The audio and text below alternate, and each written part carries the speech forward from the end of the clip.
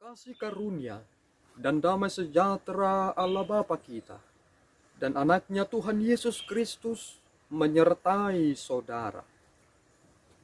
Amin. Shalom, saudara-saudara yang terkasih di dalam nama Tuhan Yesus Kristus. Senang bisa menyapa saudara di tempat saudara berada hari ini dalam penyertaan Tuhan kita Yesus Kristus. Sebagai insan yang diciptakan untuk Tuhan, sebelum kita melakukan rangkaian aktivitas kita, marilah terlebih dahulu mendengarkan firman Tuhan. Shalom, selamat pagi untuk kita semua.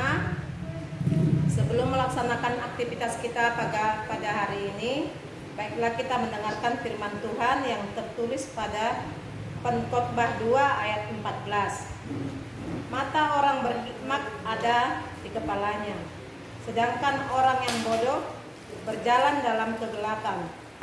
Tetapi aku tahu juga bahwa nasib yang sama menimpa mereka semua. Demikian firman Tuhan. Shalom. Saudara-saudari yang terkasih di dalam nama Tuhan Yesus Kristus, ucapan yang terkenal dari Raja Salomo pada masa tuanya, ketika ia menuliskan kitab Pengkhotbah, ia berkata bahwa segala sesuatunya adalah kesia-siaan, sama seperti usaha menjarang angin. Mengapa ini menjadi ucapan yang begitu krusial yang dituliskan oleh Raja Salomo? Karena ini menjadi perefleksian di masa tuanya akan hal-hal yang telah ia terima dan ia alami di masa mudanya.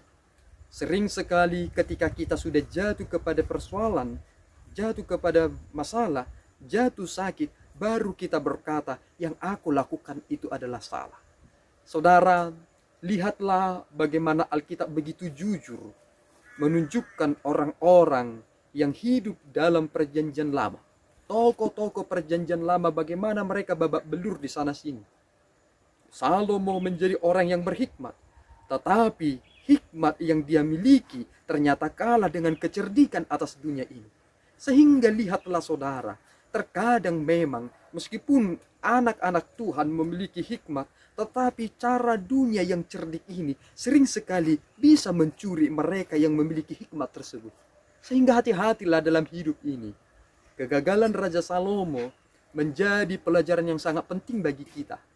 Dia menuliskan sangat banyak sekali kitab tulisan Amsal, dan dia juga menuliskan banyak mazmur, pujian.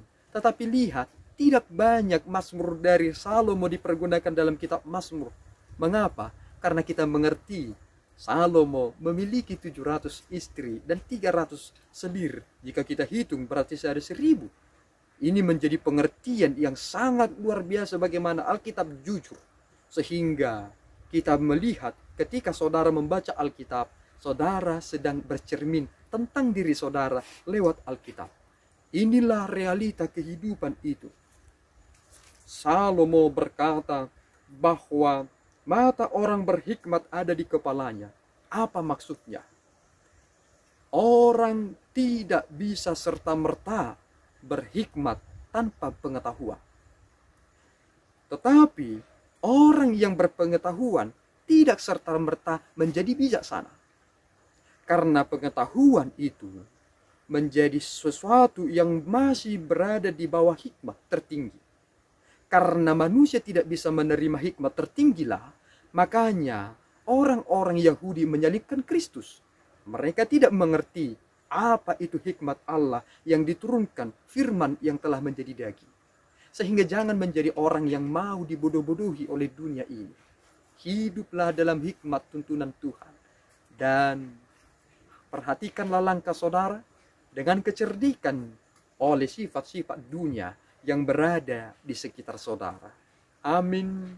Kita berdoa. Ya Allah Tuhan kami bersyukur atas anugerah-Mu.